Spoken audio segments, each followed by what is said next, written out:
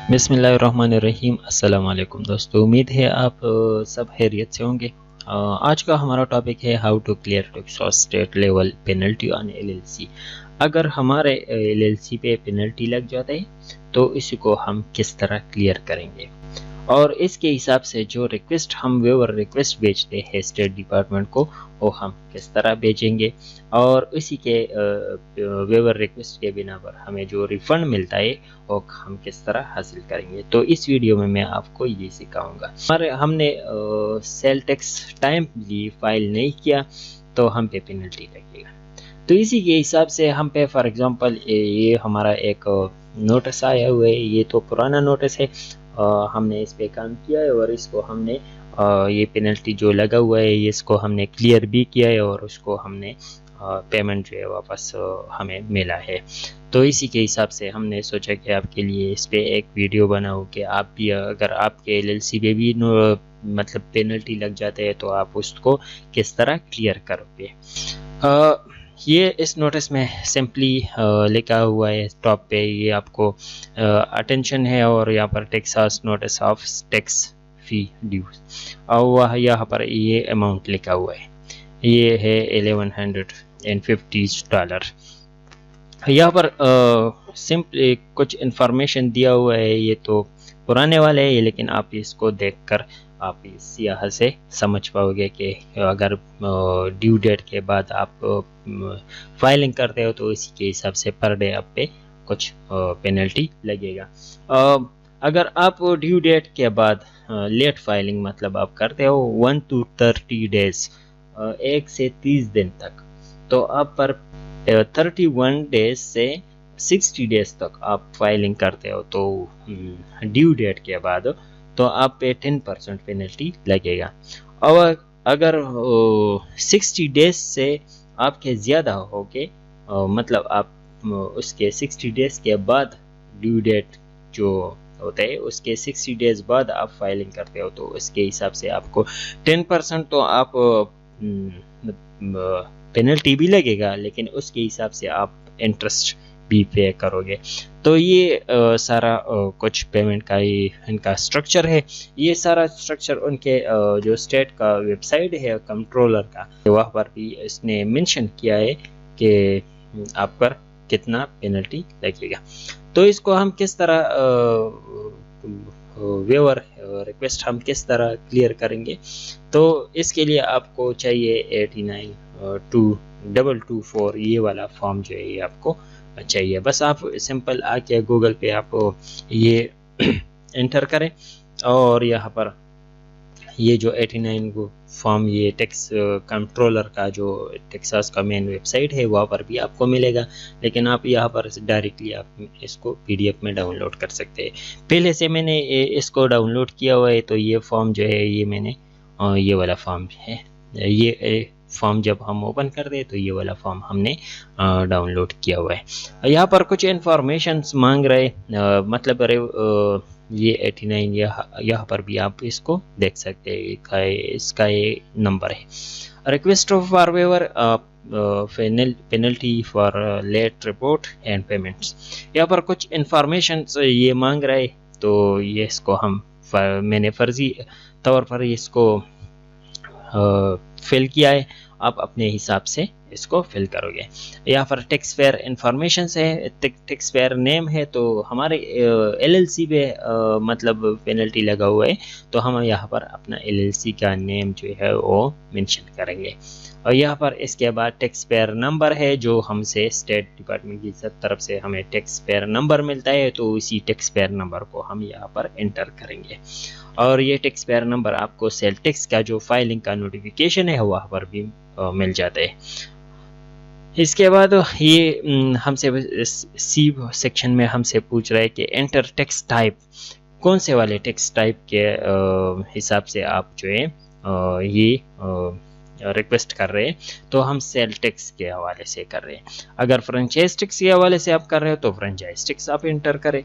यहाँ पर section D में है एंटर फाइलिंग टाइप और type as either yearly, quarterly और मंथली। जो टाइप है आप यहाँ पर एंटर करें, क्वार्टरली है, मंथली है या ईयरली है। अगर अब हम सेल टैक्स फाइल करते हैं तो सेल टैक्स के हवाले से हम रिक्वेस्ट करते हैं, तो सेल टैक्स हो तो वो क्वार्टरली है, तो यहाँ पर हम क्वार्टरली मैंने मेंशन किया है। अगर आपका जो पेनल्टी फ्रेंचाइज टैक्स के हवाले से लगा हुआ है तो आप फ्रेंचाइज टैक्स में यहाँ पर ईयरली फॉर एग्जांपल हो तो ईयरली फाइल होता है, तो यहाँ पर आप ईयरली मेंशन करें।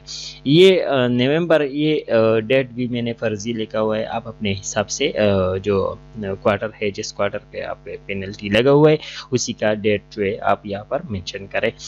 Enter the year of enter the years the report was, कौन से वाले ईयर का रिपोर्ट आपने जमा नहीं करवाए, तो उसी के हिसाब से 2023 का मैंने नहीं किया है फॉर एग्जांपल, तो उसी को मैंने यहाँ पर मेंशन किया हुआ है। यहाँ पर enter amount of penalty, enter कौन से कितने पेनल्टी लगा हुआ है, तो $52 फॉर एग्जांपल हम पे पेनल्टी लगा हुआ है और वो $52 यहाँ पर ऑटोमेटिकली आ जाएगा।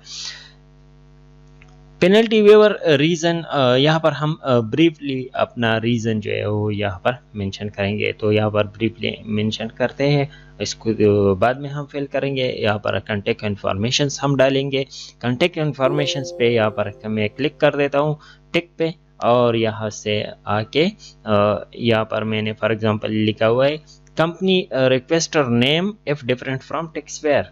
अगर ये टैक्स पेयर से डिफरेंट है तो आप यहाँ पर एंटर करें। आप यहाँ पर इसको एम्प्टी भी आप छोड़ सकते हैं ये, लेकिन यहाँ पर वहाँ पर जो नेम मैंने मेंशन किया है वही नेम आप यहाँ पर अपना एलएलसी का नेम आप यहाँ पर मेंशन करें, और आज का जो डेट है वो आप मेंशन करें। और एलएलसी पे आपका नेम क्या है, मतलब किसके नाम पे एलएलसी है उनका नेम आप फर्स्ट नेम और लास्ट नेम आप यहाँ पर मेंशन करें। उनका जॉब टाइटल क्या है, आपका मतलब आपका जॉब टाइटल एलएलसी पे क्या है, तो मैनेजिंग मेंबर है, आप यहाँ पर मैनेजिंग मेंबर एंटर करें, या डायरेक्टर भी आप एंटर कर सकते हैं। ईमेल एड्रेस, आप अपना ईमेल एड्रेस यहाँ पर एंटर करें। यहाँ पर आपका जो एड्रेस है, एड्रेस मतलब आपके एलएलसी पे जो प्रोफेशनल एड्रेस आपने दिया हुआ है उसी को आप उसी के हिसाब से इसको फिल करें। मतलब आपका आस्टन में है टेक्सास आस्टन वगैरह, ये जो आपका जो मतलब जिप कोड और ये जो मतलब आपका स्ट्रीट एड्रेस, वो सारा कुछ आप यहाँ पर एंटर करके ये फॉर्म फिल कर सकते हैं। यहाँ पर वेवर रीज़न है, रीज़न यहाँ पर मैंने कुछ रीज़न लिखा हुआ है। फॉर एग्जांपल इसको मैं सिंपली यहाँ से कॉपी करूँगा और वहाँ पर पेस्ट करूँगा कि क्यों हमने ये जो टेक्स्ट है ये हमने क्यों फाइल नहीं किया हुआ है। तो ये जो मैंने इस यहाँ पर कॉपी किया है और यहाँ पर मेंशन किया है, कॉपी पेस्ट किया है, ये रिक्वेस्ट जो है आपको वीडियो के डिस्क्रिप्शन में भी मिल जाएगा, तो वहाँ से आप वो कॉपी कर सकते हैं कि हम किस तरह इसको करते हैं।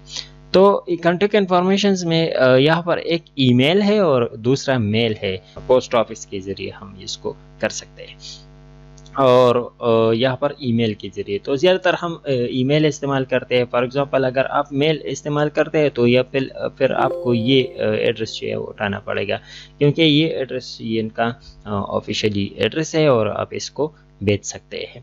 लेकिन हमारा तो वर्चुअली काम है, ज़्यादातर हम वर्चुअली काम करते हैं, तो यहाँ से आपको ये वाला ईमेल है इसको कॉपी करें और इस पे ये डॉक्यूमेंट जो उनको भेज दें। जब आप इस फाइल को मतलब इस फाइल को आप फिल करते हो तो प्रिंट फ्रॉम पे आप क्लिक करें और इसको अपने साथ को सेव करें। जब ये PDF as a PDF file आपके साथ सेव हो जाएगा तो फिर इसी को थ्रू ईमेल आप उनको स्टेट डिपार्टमेंट को सेंड करें। तो इसको किस तरह सेंड करने, यहाँ पर आके अपने ईमेल में आके आप इसको सेंड कर सकते हैं। जब आप इनको ये फाइल जो है ये सेंड करते हो तो उसके हिसाब से वो आपको एक रिप्लाई आ जाएगा। पेनल्टी रिक्वेस्ट, ये हमें एक रिप्लाई आया है, तो penalty waiver request this is to confirm we have received the penalty waiver request for the tax type listed above। और इसने सारा कुछ इंफॉर्मेशन आपका मेंशन किया हुआ है, अभी मैंने उसको हाइड किया है, लेकिन आपका सारा इंफॉर्मेशन जो है LLC का जो इंफॉर्मेशन है वो यहाँ पर मेंशन होगा और आपको नज़र आएगा। तो इस तरह आपको जब ये मतलब your request has been granted, a refund cheque will be issue for the penalty previously paid. जो आपने प्रीवियसली पेड किया है $52 हमने पेड किया, तो इसके हिसाब से वो आपको एक चेक इशू करेगा, और चेक जब आपको आएगा तो आप चेक जो है मतलब चेक आप रिसीव कर सकते हैं। अगर वीडियो इन्फॉर्मेटिव लगी हो तो वीडियो को लाइक करें, कमेंट करें और अपने दोस्तों के साथ शेयर करें, या आपका कोई क्वेश्चंस हो तो कमेंट बॉक्स में ज़रूर पूछिए। Thank you.